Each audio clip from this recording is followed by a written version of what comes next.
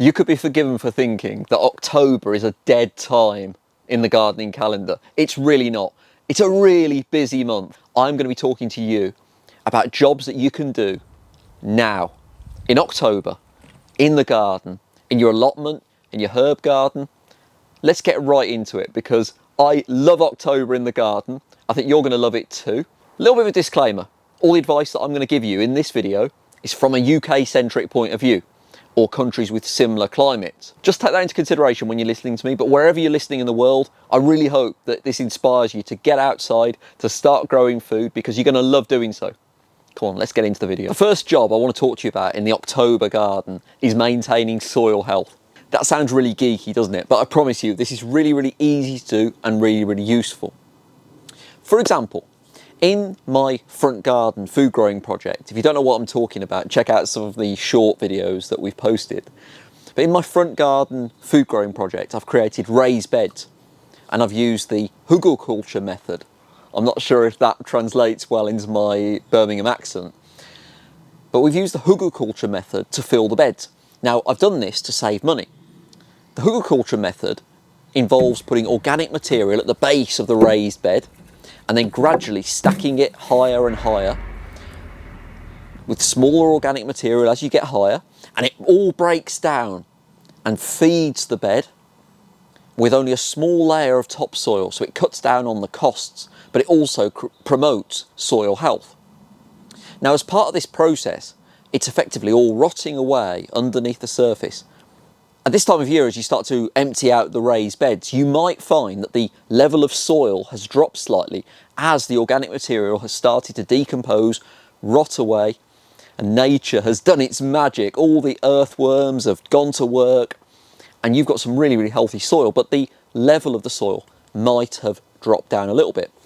This will be the perfect time of year to actually top up the raised bed that you filled using this method. Even if you haven't used the hugelkultur method, it would be a really good idea to actually start to look at the soil health and start to top up the bed with some fresh, healthy compost or organic material that the earthworms are going to pull down into the raised bed, and it's going to boost your raised bed. Now, it's really important to understand what's going on here.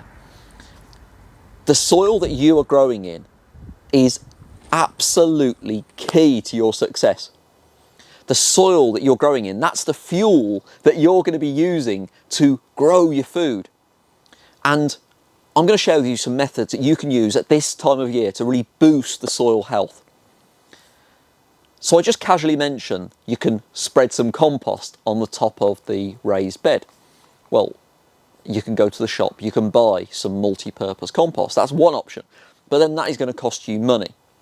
The second option is to make your own compost, and this is a lot of fun. I would strongly suggest that you already have a compost bin set up.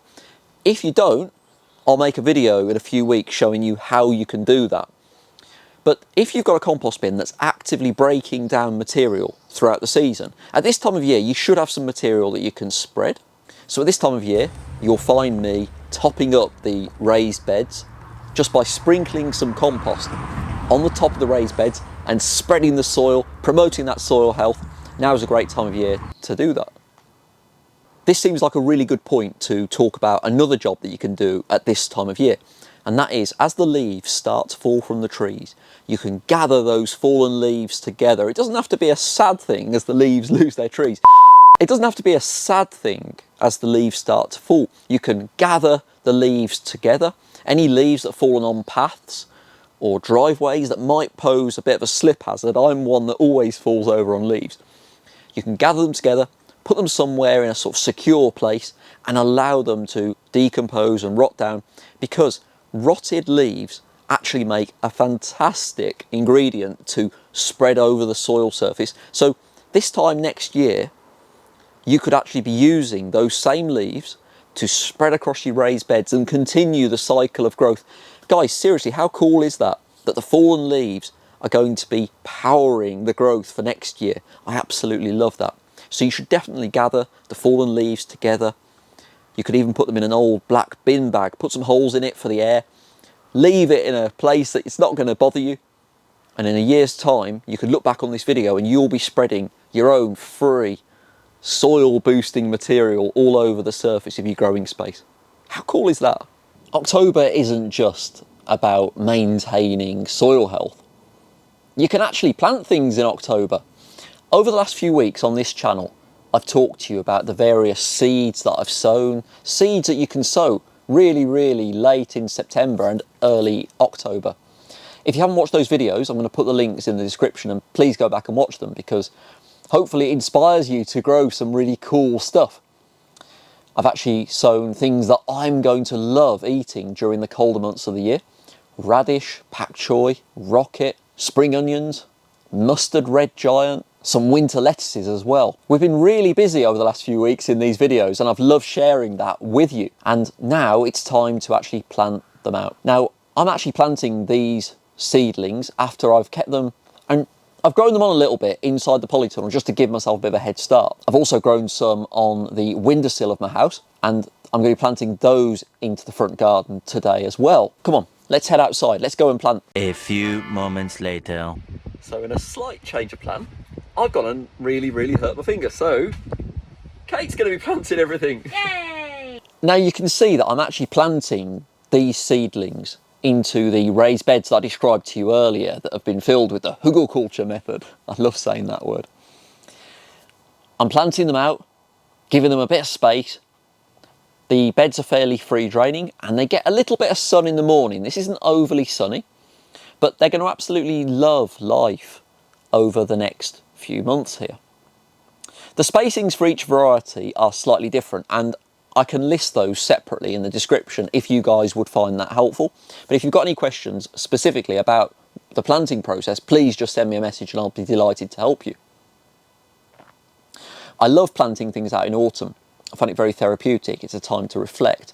So another job for early October is planting out the September seed sowings if the weather in your local area allows you to do so.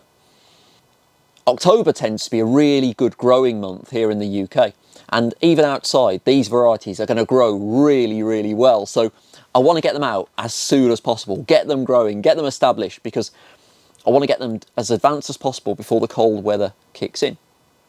I'm also going to be doing an experiment by adding a cover, a mini polytunnel like the one I'm talking to you in now, to one of my raised beds, just as an experiment to see how much it actually boosts the growth of my autumn food production. I'm going to be posting that video over the next couple of weeks, and I think you're going to really enjoy seeing this. We'll see how it goes. I'm an enthusiast when it comes to DIY. I'm definitely not an expert.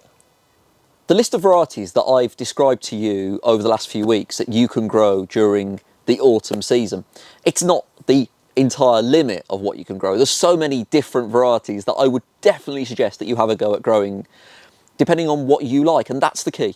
You should always grow what you enjoy. You could, for example, sow cauliflower, but I've got a terrible confession for you. I don't really like cauliflower. That seems terrible to admit that you don't like a vegetable, but I really don't, and therefore there's no point me growing it. There's so many other things that you can grow. The seeds that I've shown you on this channel growing over the last few weeks, they're all varieties that I'm going to absolutely love. So definitely grow what you're going to use. It's worth saying as well that you could also sow what's called cover crop or green manure. And these are crops that you'd plant now directly into the soil, and they're designed to cover the surface of the soil. So it reduces damage from heavy rain or water evaporation, but they also give something back to the soil. Isn't that cool? I'm actually not planting any cover crops this year, simply because I don't have the space. I'm growing in a very small growing area myself, so I'm not going to be planting any cover crops, but you can definitely do this, and it's really good fun. I mentioned about adding the hoop house to one of my raised beds. Bit of DIY that you can do at this time of year, but it's worth pointing out that early October is a fantastic time for any hard landscaping or maintenance jobs.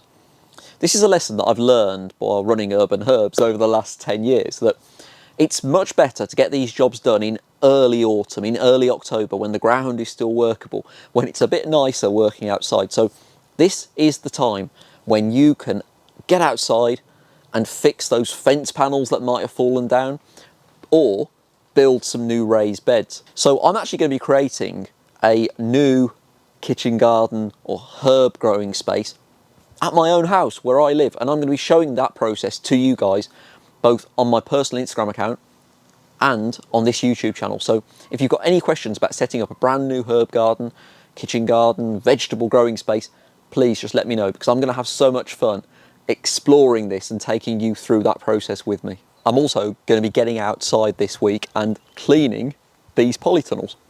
Myself and my wife are going to start with this tunnel probably, and we're going to clean the surface of the polytunnels to make sure that as much light is getting through these polytunnels as possible during the winter months. This is a really, really important job that you all need to do if you've got a greenhouse, because over the coming months, light is going to be very much at a premium, and we want to make sure that as much light is getting through those polytunnels as possible. So we're definitely going to be cleaning those this week, and I'm sure hilarity will ensue. I really hope that you've enjoyed that little crash course for jobs that you can do in early October. October is a fantastic month. It's not a dead month at all. It's a time in which the pace of gardening, the pace of growing does slow down a little bit, but there's so much that you can do, and I hope that this video has inspired you to get outside, do a few bits and pieces, maybe plant a few edibles for autumn as well. Either way, I promise, getting outside is going to make you feel amazing. I'm going to go and do some work now, finish cleaning the rest of these polytunnels. Thank you so much for your time watching, guys. I really, really appreciate it. Until next time, see you later.